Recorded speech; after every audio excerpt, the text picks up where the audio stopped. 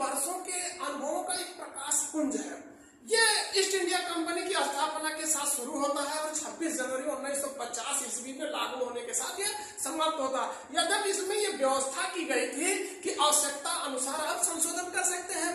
जैसे आपको मालूम है कि कोई भी चीज है, अगर जिस चीज की आज आवश्यकता है कल शायद इसमें कुछ परिवर्तन की आवश्यकता हो। जैसे इनके टेबल पर देखिए पड़ा हुआ है, डेस्क पर मोबाइल पड़ी हुई है।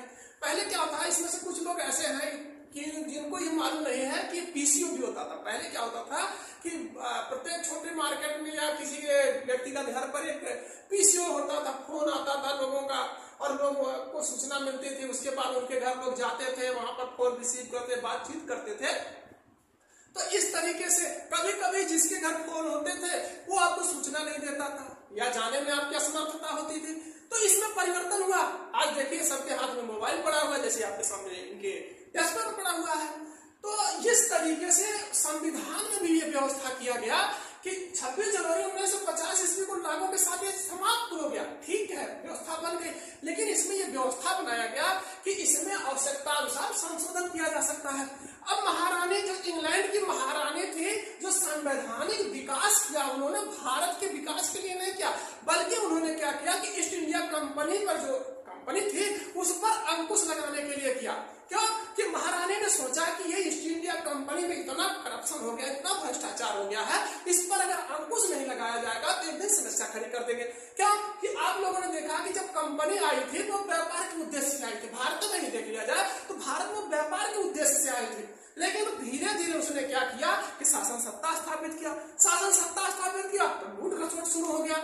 लूट घसवट के साथ साथ ये लोग जो कर प्राप्त करते थे, जो टैक्स लेते थे, उसका अधिकांश हिस्सा स्वयं रख लेते थे और थोड़ा सा हिस्सा इंग्लैंड भेज देते थे सम्राट के पास।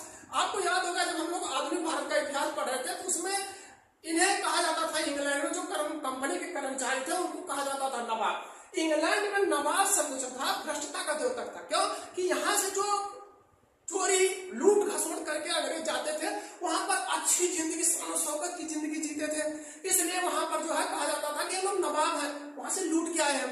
आपको याद होगा कि जब हम लोगों ने आधुनिक भारत का इतिहास पढ़ा था तो उसमें जब रेगुलेटिंग एक्ट हम पढ़ रहे थे तो हमने आपको बताया था कि कंपनी एक समय था काफी मुनाफा कमा रही थी। उसके बाद ऐसी स्थिति आई, कंपनी घाटे में आ गई। कंपनी के जो कर्मचारी थे सरकार के पास पहुंचते हैं, उन्होंने कहा कि हमें कुछ कर दे दिया जाए, जो कर्जा दे दिया जाए, हम आपको बाद में वापिस कर देंगे। सरकार ने सोचा कि अभी कुछ ही समय पहले कंपनी अच्छी खासी मुनाफे में थी, ऐसा क्या हो गया कि कंपनी घाटे में आ गई। और इधर क्या था कि एक समय ऐसा था कि कंपनी के पास इतना भूभाग हो गया था कि जितना इंग्लैंड के पास नहीं था। महारानी ने सोचा कि अगर इनके ऊपर अंकुश नहीं लगाया गया और अगर इसी तरह से शक्तिशाली होते रहेंगे तो समस्या खड़ी कर देंगे। अब क्या मौका मिल गया कि कंपनी वाले पहुंच गए कर्जा मांगने सरकार से। सरकार ने कहा कि ऐसा क्या है कि जो है अभी फायदे में थे अब घाटे में है, इसकी जांच होनी चाहिए। उस समय प्रधानमंत्री थे लॉर्ड नॉर्थ। लॉर्ड नॉर्थ ने 2 समिति बना दी, एक प्रवर समिति बना दी, भाई सबको दिखे कि एक समिति बन गई जांच के लिए, एक गुप्त समिति बना दी। गुप्त समिति की रिपोर्टों के आधार पर जो है एक विधेयक प्रस्तुत किया गया संसद में, ब्रिटिश संसद में एक विधेयक प्रस्तुत किया गया जिसे 1773 ईस्वी का रेगुलेटिंग एक्ट कहते हैं। हम लोग आज इन्हीं संवैधानिक विकास का अध्ययन करने का प्रयास करेंगे, किस तरीके से महारानी ने एक अलग अलग नियमों के माध्यम से कंपनी पर अंकुश लगाने का प्रयास किया। वैसे हमें पढ़ना तो है भारत का संवैधानिक विकास, भारत के संविधान का विकास कैसे हुआ, लेकिन हमें ये मालूम है, आप लोगों को हमने बताया भी था कि जब भारत आजाद हुआ तो उसके बाद महारानी द्वारा बनाए हुए विभिन्न उपबंधों को सीधे सीधे उठा के हमारे संविधान में रख दिया गया। इसलिए हमको क्या करना पड़ेगा कि भारत का संवैधानिक विकास का अध्ययन करना है तो सबसे पहले हमें महारानी द्वारा बनाए गए उपबंधों को पढ़ना अनिवार्य है। आज की क्लास में हम लोग इसी संवैधानिक विकास का अध्ययन करने का प्रयास करेंगे। चलिए शुरू करते हैं। अब हम देखते हैं कि संविधान का अर्थ क्या है।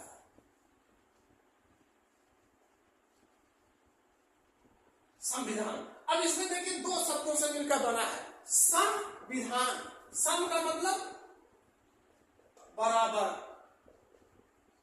विधान का मतलब नियम।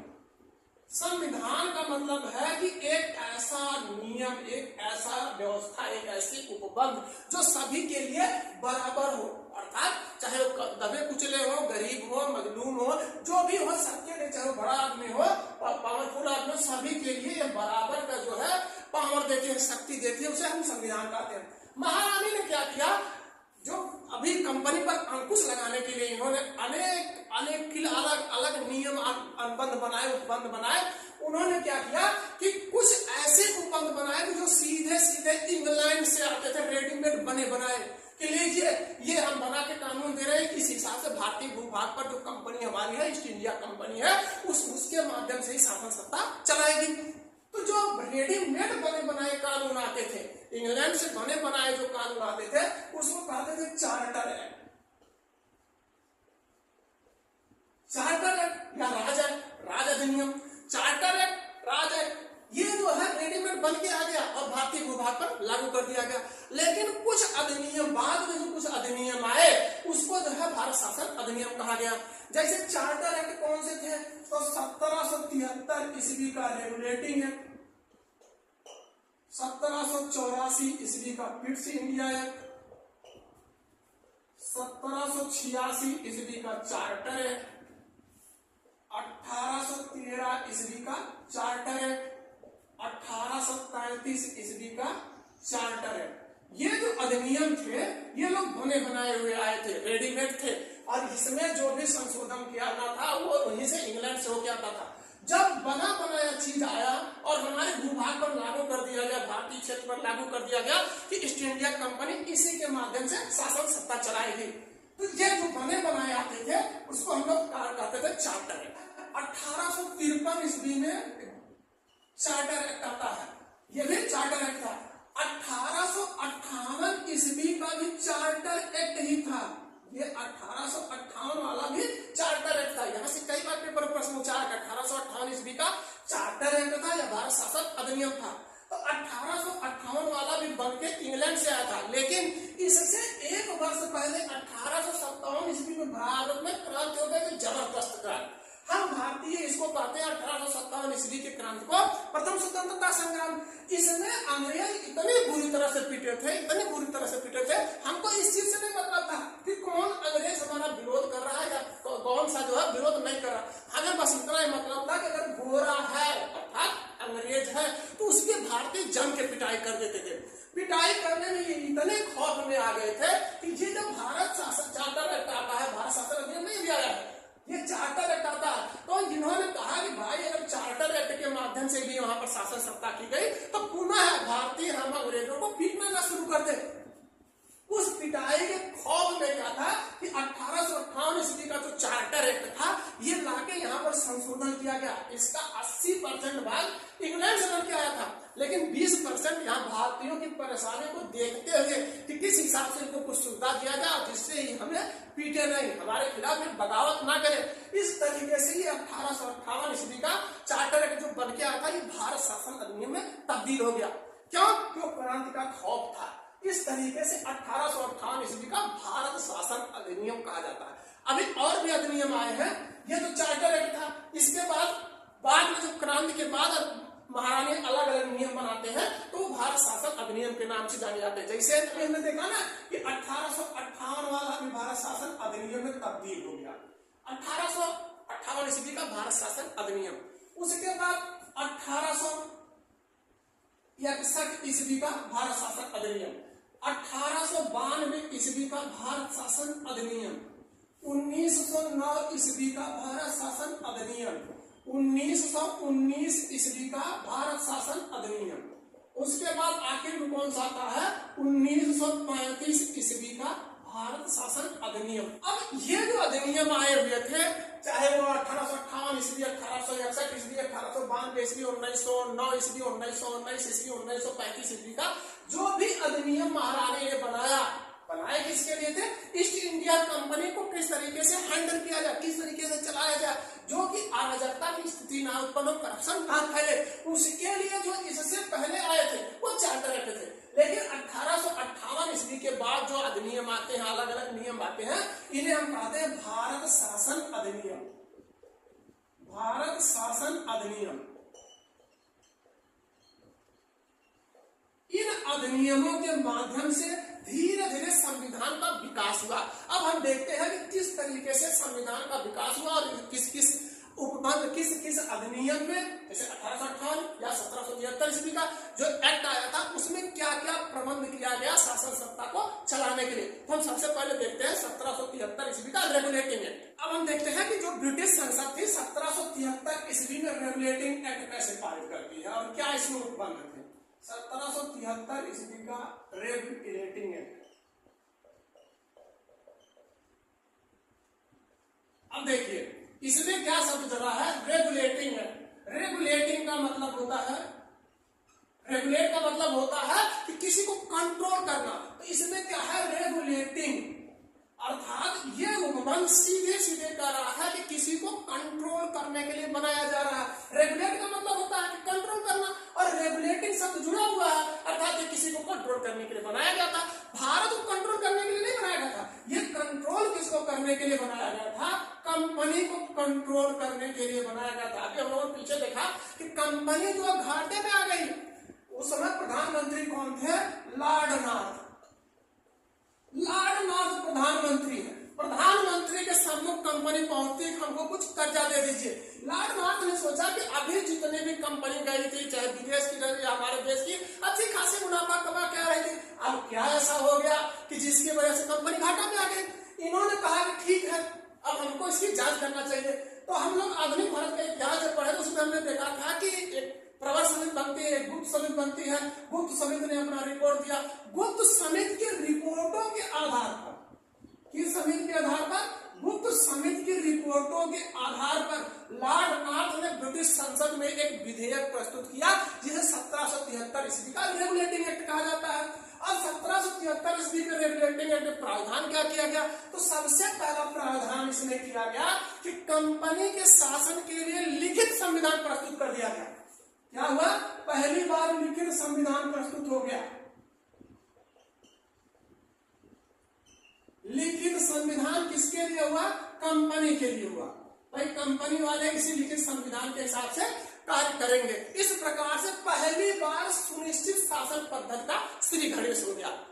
लिखित संविधान सबसे पहला कब शुरू हुआ, तो 1773 ईस्वी का जो रेगुलेटिंग एक्ट था उसमें सबसे पहले कंपनी के लिए लिखित संविधान की व्यवस्था कर दी गई। और उसमें क्या किया गया, दूसरा ये कहा गया कि अभी तक किसी की जिम्मेदारी ही नहीं थी। अब सरकार अगर किसी से पूछती थी कि भ्रष्टाचार हो रहा है कि नहीं, अगर इतना टैक्स प्राप्त हो रहा है तो कहाँ चला जा रहा है, या शासन सत्ता सुचारू ढंग से क्यों नहीं चल रही है, तो उसकी जिम्मेदारी लेने वाला कोई नहीं था। तो सरकार ने कहा कि सबसे पहला इसमें उपबंध ये बनाओ कि एक आदमी को सर्वे सर्वा बनाया जाए। इस तरीके से बंगाल का जो क्षेत्र है इसको शक्तिशाली बना दिया गया। बंगाल का क्षेत्र शक्तिशाली कैसे बनाया गया, जो फोर्ट विलियम का गवर्नर है, फोर्ट विलियम का गवर्नर, इससे कहा गया भैया आपकी जिम्मेदारी बढ़ रही है, आप ब्रिटिश क्षेत्र जितने भी अंग्रेज जहां तक जीते हुए हैं या जितने भी शासन सत्ता इनकी फैली हुई है उस क्षेत्र का आपको प्रमुख बनाया जाता है। अब आपका उत्तरदायित्व है, आपकी जिम्मेदारी है, आपकी जिम्मेदारी है कि आप देखभाल करेंगे। कोई भी बात होगी तो हम सीधे सीधे आपसे पूछेंगे, हम किसी से पूछने नहीं चाहेंगे। अगर कोई भी दिक्कत होती है तो हमारी बातचीत आपसे होगी, और अगर कहीं भ्रष्टाचार या कुछ भी मिलता है तो दोषी उसके आप होंगे, आपको जो है प्रमोशन दिया जाता है। अभी बंगाल का जो क्षेत्र था, जो फोर्ट विलियम था, उसके प्रमुख को गवर्नर कहा जाता था। लेकिन अब क्या कहा गया कि आप गवर्नर जनरल हैं, और इस गवर्नर जनरल को संपूर्ण ब्रिटिश क्षेत्र का प्रमुख बना दिया गया। बंबई और मद्रास को इसके अधीनस्थ कर दिया गया। तो कुछ भी करेगा तो सर्वे सर्वा ये होगा। इसने कहा ठीक है, अब जो भी है हमारी जिम्मेदारी होगी, लेकिन हम ऐसे नहीं काम करेंगे, हमें कुछ शक्तियां भी मिलनी चाहिए। तो सरकार ने कहा ठीक है भाई, काम करोगे, शक्ति भी ले लीजिए, लेकिन जिम्मेदारी आपकी होगी। तो 1773 ईस्वी में रेगुलेटिंग एक्ट में यह प्रावधान किया गया कि गवर्नर जनरल की शक्ति में वृद्धि कर दिया गया। क्या वृद्धि किया गया, तीसरा उपबंध, इसे कहा गया कि आप सैनिक और सिविल शक्तियां भी ले लीजिए, कोई बात नहीं है, आप सारी शक्ति ले लीजिए, लेकिन काम सुचारू ढंग से होना चाहिए। सैनिक शक्ति भी दे दी गई, सिविल शक्ति भी दे दी गई। अब इसने कहा अकेले भी बस की तुम्हारी बात है नहीं, इतने बड़े भूभाग पर शासन सत्ता चलाना। सरकार ने कहा कोई बात, चिंता मत करिए, हम आपके लिए 4 सदस्यीय जो है परिषद का निर्माण कर देते हैं। 4 सदस्यीय परिषद परिषद का निर्माण हो गया कि आप इसी के आधार पर इन्हीं की सहायता से जो है शासन सत्ता चलाएंगे। अब देखिए एक समस्या और खड़ी होगी, संख्या कितनी है 4 अर्थात सम। अगर किसी भी निर्णय पर जो है बहस होती थी तो अगर दो बराबर हो गए, जब बहुमत से निर्णय लेना है तो दो बराबर हो गए तो यहाँ पर पावर क्या दे दी गई कि गवर्नर जनरल उसमें निर्णायक मत दे देगा। ऐसी स्थिति जब बने कि दो इधर हो जाए तो फैसला किधर होगा, तो गवर्नर जनरल को यह पावर दे दी गई कि आप इसमें निर्णायक मत दे सकते हैं। 1773 ईस्वी का रेगुलेटिंग एक्ट का अगला प्रावधान क्या था, भाई निर्णायक मत देने का अधिकार दे दिया गया, गवर्नर जनरल निर्णायक मत देगा अगर बराबर की स्थिति हो गई। और इसमें क्या किया गया 1773 ईस्वी के रेगुलेटिंग एक्ट के तहत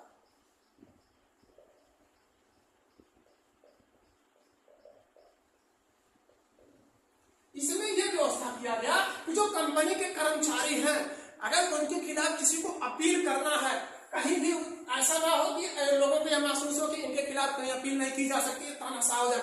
इसके लिए 1773 ईस्वी के रेगुलेटिंग एक्ट में व्यवस्था किया गया कि 1774 ईस्वी में कलकत्ता में एक सुप्रीम कोर्ट की स्थापना कर दी गई। कलकत्ता में सुप्रीम कोर्ट, देखिए सुधार का सिलसिला धीरे धीरे शुरू हो गया। 1774 ईस्वी में कलकत्ता में सुप्रीम कोर्ट में कार्य करना शुरू कर बना दिया गया, भाई अब यहाँ पर किसी के खिलाफ अपील करना है, आपको न्याय मांगना है तो आप यहीं पर अपील करेंगे।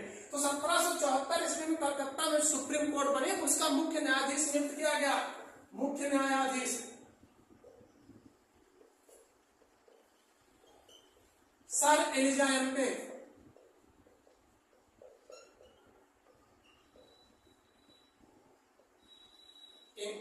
और इनकी सहायता के लिए कुछ अन्य न्यायाधीशों की नियुक्त कर दी। कौन से न्यायाधीश थे? चैम्बर्स,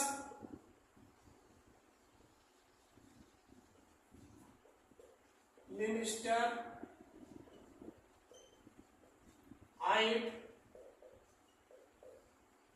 इनकी सहायता से कहा गया कि आप सुप्रीम कोर्ट का जो न्यायाधीश होगा वो कार्य करेगा, वो न्याय करेगा। लेकिन यहाँ पर एक चीज और व्यवस्था कर दी गई कि ये जो सुप्रीम कोर्ट है अगर इसने गलत फैसला सुना दिया, आपको ये लगता है कि ये गलत फैसला है, इसके खिलाफ भी हमको अपील करने का हक होना चाहिए, तो आपको मौका दिया गया कि इसके खिलाफ आप प्रिवी काउंसिल में जो है अपील कर सकते हैं। जैसे आज की व्यवस्था नहीं है कि आप हाई कोर्ट से जो है अगर लगता है हाई कोर्ट ने हमारे खिलाफ गलत फैसला दे दिया तो आप सुप्रीम कोर्ट चाहिए, तो उसी प्रकार से यहाँ सुप्रीम कोर्ट ने अगर गलत फैसला दे दिया तो आपको प्रिवी काउंसिल में अपील करने का अधिकार था। और क्या 1773 ईस्वी के रेगुलेटिंग एक्ट में व्यवस्था कर दिया गया। 1773 ईस्वी के रेगुलेटिंग एक्ट में व्यवस्था किया कि कंपनी के कर्मचारी कहीं ऐसा हो कि जो भ्रष्टाचार का बढ़ावा बढ़ रहा है और बढ़ जाए। क्यों कि जो भी आता था व्यापार करने वो सब क्या कहते थे, हम ईस्ट इंडिया कंपनी के आदमी हैं, और जब कोई मामला फंसता था तो ईस्ट इंडिया कंपनी वाले भी कहते थे कि हाँ ये हमारा आदमी है। सरकार ने कहा ऐसा कुछ भी नहीं चलेगा, अब कोई भी आएगा व्यापार करने के लिए, चाहे कंपनी का आदमी हो चाहे अंग्रेज कोई भी हो, कि अगर इंग्लैंड से कोई भी व्यापार करने आता है ये नहीं कहेंगे काम चला सकता कि हम ईस्ट इंडिया कंपनी के आदमी हैं, आपको लाइसेंस लेना पड़ेगा। बिना लाइसेंस के आप व्यापार नहीं कर सकते। ये नहीं आगे और कोई गलत कार्य करते हुए पकड़ेगा तो उसका कोई वही नहीं है, बस ये हम ईस्ट इंडिया कंपनी के कर्मचारी हैं या हम आदमी हैं। आपको बिना लाइसेंस के भारत में व्यापार करने की अनुमति नहीं है, आपको रोक दिया गया। 1773 ईस्वी के रेगुलेटिंग एक्ट में सुधारों के बाद सरकार ने सोचा ठीक है सुधार हो गया लेकिन अभी और सुधार की गुंजाइश है। इस प्रकार से 1784 ईस्वी में एक अधिनियम पारित होता है जिसे कहा जाता है पिट्स इंडिया एक्ट।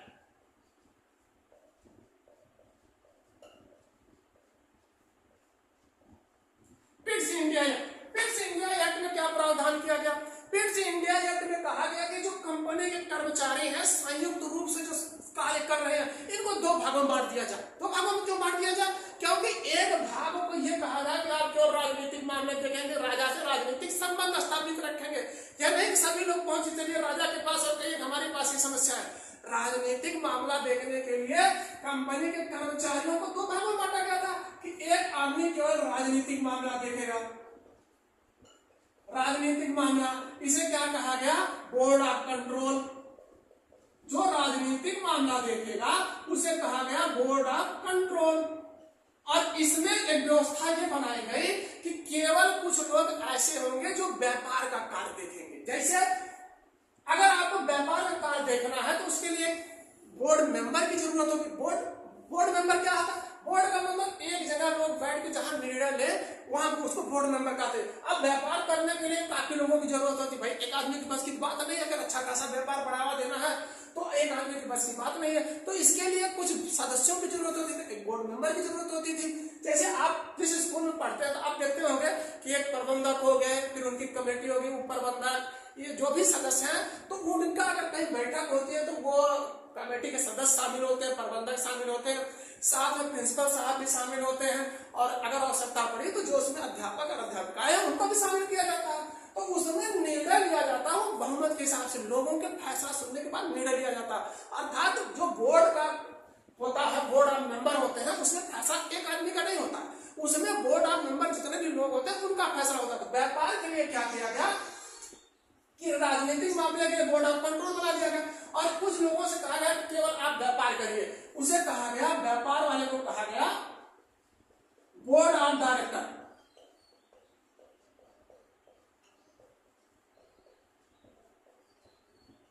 इन दोनों से कहा गया कि केवल आप राजनीतिक मामले देखेंगे, बोर्ड ऑफ कंट्रोल, और केवल आप व्यापारिक मामले देखेंगे, बोर्ड ऑफ डायरेक्टर। इन दोनों को अलग अलग कार्य सौंप दिए गए।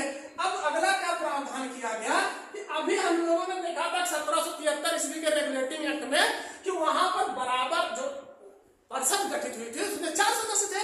4 सदस्य में क्या था कि अगर बराबर की स्थिति बन जाए, निर्णय किसी लेने में बराबर की स्थिति बन जाए तो गवर्नर जनरल को निर्णायक मत देने का अधिकार दिया गया। लेकिन इसमें क्या किया गया कि जो गवर्नर जनरल की परिषद है, गवर्नर जनरल की परिषद, इसके सदस्यों की संख्या घटा दी गई। अब कितनी कर दी गई? 3 होंगे। इसके सदस्य जो हैं ये मात्र 3 होंगे। लेकिन जब 3 सदस्यों को क्या कहा गया कि भारतीय प्रशासन की जिम्मेदारी इनको सौंप दी गई कि आप अपने हिसाब से शासन सत्ता चलाइए। क्या क्या जिम्मेदारी सौंपी गई? जैसे आप सैन्य आक्रमण कर सकते हैं, सैन्य सहायता दे सकते हैं, राजस्व वसूल सकते हैं, देशी रियासतों के साथ आप अपने संबंध स्वयं फैसला ले सकते हैं, ये सब अधिकार इनको दे दिया गया। आप देखेंगे कि इसके बाद धीरे धीरे जो है अंग्रेजों का भूभाग फैलना शुरू होता है। क्यों कि इन्हें यह अधिकार दे दिया गया, अब किसी से पूछने की जरूरत नहीं, आप अपने हिसाब से फैसला करते रहिए। उसके बाद क्या किया गया, इसमें जो है और एक जबरदस्त चीज बनाई गई। 1784 ईस्वी के ब्रिटिश इंडिया एक्ट में जबरदस्त चीज बनाई गई। जबरदस्त चीज क्या बनाई गई? कहा गया कि जो केंद्रीय प्रशासन है, क्या केंद्रीय शासन, अगर इसका अनुपालन नहीं होता है, केंद्रीय प्रशासन के अनुपालन की स्थिति ना हो, जैसे केंद्रीय शासन कुछ चाहे और प्रांतीय शासन कहे नहीं हम ऐसा कुछ नहीं करेंगे, तो इसमें ये अधिकार दे दिया गया किसे? गवर्नर जनरल को, कि आप प्रांतीय सरकार को बर्खास्त कर सकते हैं।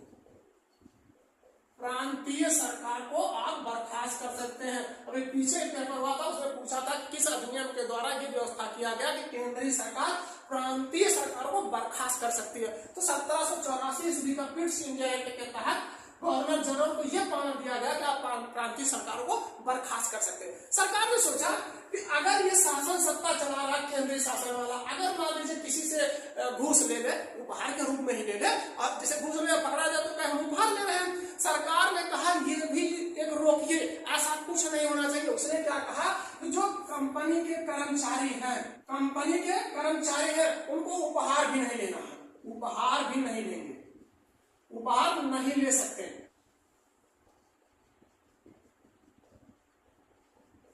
1784 ईस्वी का ब्रिटिश इंडिया एक्ट में जो कार्यकारिणी बनाएगी उसके सदस्यों की संख्या कम कर दी गई। गवर्नर जनरल ने कहा कि हमारी जो है जिम्मेदारी इतनी सौंप दी गई, कोई भी कार्य होगा तो हमारी जिम्मेदारी है, और कार्य करने के लिए हमें जो कुछ और शक्तियां चाहिए। सरकार ने क्या क्या कहा? सरकार ने कहा कि सरकार से इन्होंने कहा गवर्नर जनरल हमको शक्तियां बढ़ाइए, हमको शक्तियां जो है और चाहिए। इसके लिए 1786 ईस्वी का चार्टर एक्ट आता है, चार्टर एक्ट आता है। 1786 ईस्वी के चार्टर एक्ट में क्या प्रावधान किया गया? प्रावधान यह किया गया, पहला प्रावधान यह किया गया कि अगर दोनों जो अभी board of director, board of control या इसके कार्यकारिणी, गवर्नर जनरल कार्यकारिणी का जो परिषद होती थी उसमें विवाद हो जाए, गवर्नर जनरल कुछ और चाहे, गवर्नर जनरल ने कहा है कि इस प्रांत के ऊपर आक्रमण कर दो, और बाकी बोर्ड मेंबर और जो और सदस्य होते थे ये कहने नहीं ऐसा नहीं करना है, तो गवर्नर जनरल फिर अगर गवर्नर जनरल को ये लगता है कि ये अंग्रेजी शासन सत्ता के लिए हितकर है, लाभकर है, तो ऐसा करना अनिवार्य है। लेकिन अब वो फंस गया, अब फंस गया कि भाई उसके सदस्य जो है उसे सहायता नहीं कर रहे हैं, तो इसने कहा कि हमको ये पावर मिलनी चाहिए। तो सरकार ने कहा कि 1786 ईस्वी का एक चार्टर एक्ट पारित करो। 1786 ईस्वी में चार्टर एक्ट पारित हो गया। इसमें यह फैसला होगा कि विशेष परिस्थिति में, कोई ऐसी परिस्थिति आ जाए, विशेष परिस्थिति में गवर्नर जनरल अपने परिषद के निर्णयों को बदलने के लिए स्वतंत्र है, वो निर्णय बदल सकता है। और दूसरा क्या कहा गवर्नर जनरल ने कि ठीक है हम निर्णय लागू करते हैं, और सेनापति कहे हम युद्ध नहीं करेंगे। तो सेनापति अगर युद्ध नहीं करेगा तो हम चिल्ला के क्या करेंगे, हमारे पास ही कुछ थोड़ी है। हाँ, आक्रमण या करना है या लड़ाई लड़ना तो सेना का कार्य है, तो सेनापति अगर हमारे अधीनस्थ होगा तभी तो हम कुछ कर सकेंगे। एक काम करिए, सेनापति वाला पद भी हमको चाहिए। सरकार ने कहा ठीक है, लेकिन शासन सत्ता सुचारू ढंग से चलनी चाहिए। तो सरकार के मांग में जब इसने गवर्नर जनरल सरकार से मांगा, तो सरकार इसकी मांग को मानते हुए क्या कहा कि आप सेनापति का भी पद ले लीजिए, लेकिन शासन सत्ता पर आंच नहीं आनी चाहिए। सेनापति का भी पद ले लीजिए, जैसे भी चलाना आप चलाइए, लेकिन शासन सत्ता बेहतरीन तरीके से चलनी चाहिए। मामला सब कुछ ठीक ही ठाक चल रहा था, लेकिन अब एक विवाद नया पैदा हो गया कि जो नियंत्रक बोर्ड है, अर्थात बोर्ड ऑफ कंट्रोल, नियंत्रक मंडल है बोर्ड ऑफ कंट्रोल, इसके सदस्यों को वेतन कहां से दिया जाएगा। सरकार ने कहा भाई कार्य भारत के लिए करते हैं, तो वेतन कहां से दिया जाएगा। तो सरकार ने सोचा कि चलिए एक संविधान में संशोधन करते हैं और उपबंध लाते हैं। तो इस तरीके से 1793 ईस्वी का चार्टर एक्ट पारित होता है। 1793 ईस्वी का चार्टर एक्ट पारित हो गया। 1793 ईस्वी चार्टर एक्ट में प्रावधान क्या किया गया, तो ये कहा गया जो बोर्ड ऑफ कंट्रोल के सदस्य हैं,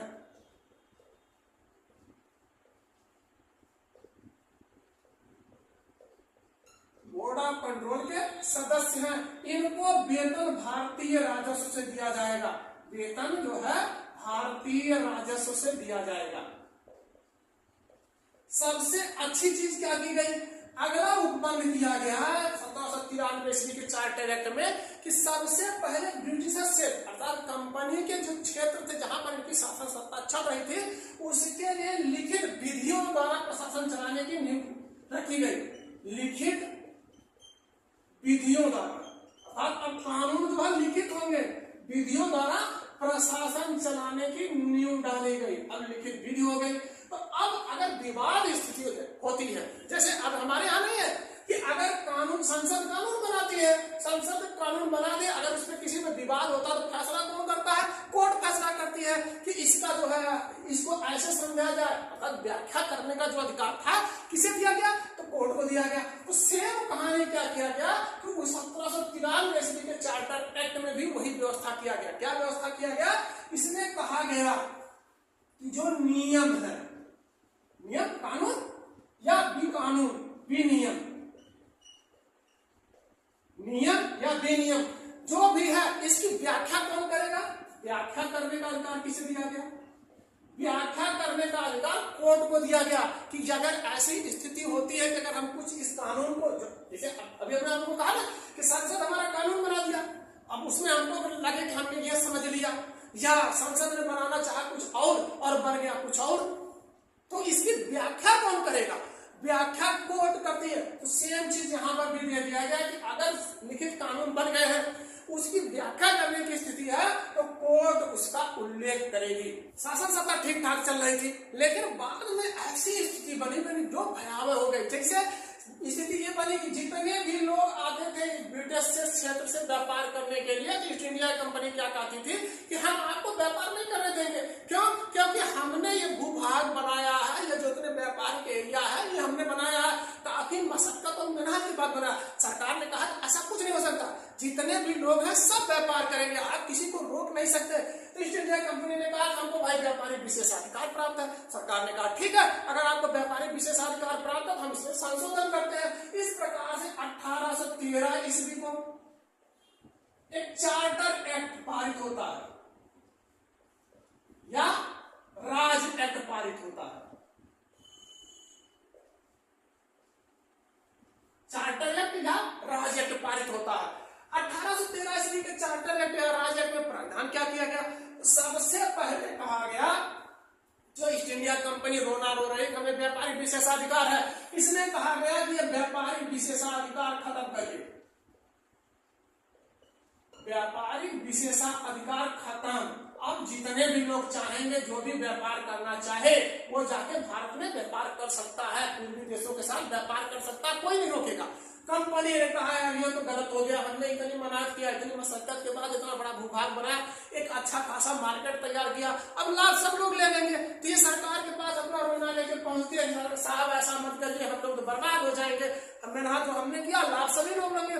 सरकार ने कहा चिंता मत करिए, हम आपकी भी व्यवस्था करते हैं। सरकार ने कहा ठीक है, सबको व्यापार करने दीजिए, लेकिन ये चीन के साथ व्यापार केवल आप करेंगे। और साथ में इन्होंने कंपनी वालों ने कहा ठीक है चीन के साथ हम व्यापार करेंगे, एक व्यापार का अधिकार हमको और दे दीजिए। सरकार ने कहा क्या? तो इन्होंने कहा हमको चाय का भी व्यापार करने का विशेषाधिकार दे दीजिए। चाय और चीन के साथ केवल हम व्यापार कर सकते हैं। क्या चीन के साथ किस चीज का व्यापार करते थे? तो चीन के साथ ये लोग अफीम का व्यापार करते थे। चीन वाले अफीम का अच्छा खासा मुनाफा कमाते थे। ये इसके लिए चीन के साथ अंग्रेजों ने युद्ध भी किया था, जिसे हम अफीम युद्ध के नाम से जानते हैं। चीन और चाय ये व्यापार का विशेषाधिकार ईस्ट इंडिया कंपनी को बना रहा। उसके बाद सरकार ने कहा सब कुछ ठीक है, लेकिन भारतीय क्षेत्र में अगला प्रावधान क्या किया कि भारतीय क्षेत्र में आपको शिक्षा पर 1 लाख रुपया खर्च करना अनिवार्य है। शिक्षा पर 1 लाख रुपया कम से कम खर्च करना अनिवार्य है, चाहे जैसे भी खर्चा करिए आपको करना ही करना है। और क्या कहा गया 1813 ईस्वी के चार्टर एक्ट में? 1813 ईस्वी के चार्टर एक्ट में कहा गया कि जो ईसाई मिशनरियां हैं, ईसाई धर्म का प्रचार प्रसार कर सकती हैं, उन्हें कोई रोकेगा नहीं। ईसाई धर्म का प्रचार प्रसार की अनुमति 1813 ईस्वी के चार्टर एक्ट के तहत दे दिया गया कि ईसाई लोग आए और अपने धर्म का प्रचार प्रसार करें। और इसमें एक प्रावधान किया गया 1813 ईस्वी के चार्टर एक्ट में एक और प्रावधान किया गया। प्रावधान क्या किया गया कि जो ये अंग्रेजी क्षेत्र है, चाहे वो बंबई हो, कलकत्ता हो, मद्रास हो, इनकी जो सरकारें हैं, जो सरकार है, अगर कोई भी नियम कानून बनाती है, कोई भी विधि बनाती है, तो इसे ब्रिटिश संसद द्वारा अनुमोदन करवाना अनिवार्य है। बिना अनुमोदन के वो कार्य अधिकार माना नहीं जाएगा, वो नियम माने नहीं जाएंगे। उसके जो भी सरकार बनाएगी उसको पहले ब्रिटिश संसद से अनुमोदित करना अनिवार्य है। आज की क्लास में बस इतना ही। एजुकेशन 101% परिवार से जुड़ने के लिए आप सभी का धन्यवाद। इससे आगे के जो भी अधिनियम है हम लोग कल की क्लास में देखते हैं। अगर हमारी वीडियो पसंद आती तो लाइक करें, साथ में शेयर भी करें। अगर चैनल पर नए हैं तो चैनल को सब्सक्राइब करें, बेल आइकन दबाना ना भूलें, जिससे आने वाली वीडियो का नोटिफिकेशन मिलता है।